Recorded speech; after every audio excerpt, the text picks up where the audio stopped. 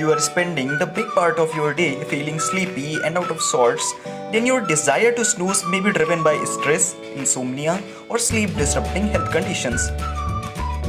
Most of the people often avoid sleeping, but they don't know that power naps can boost alertness, creativity, mood, and productivity in the later hours of the day.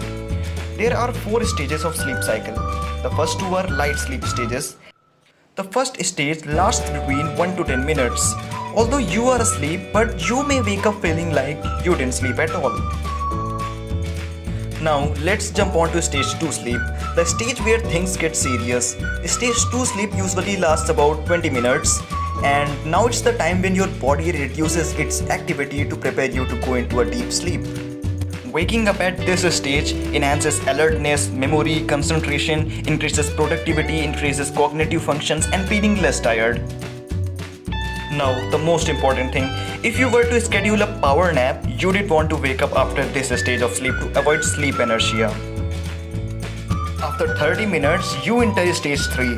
At this point, it becomes a little harder for you to awaken because your body becomes less responsive to outside stimuli.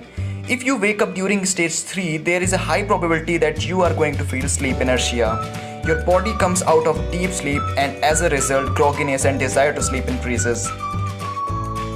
Now, after 90 minutes, you enter the stage 4 sleep, also known as rapid eye movement sleep, or in short, REM sleep.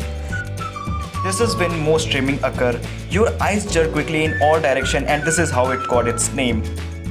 REM sleep plays an important role in learning and memory functions, since this is when your brain consolidates and processes information from the day before so that it can be stored in your long-term memory.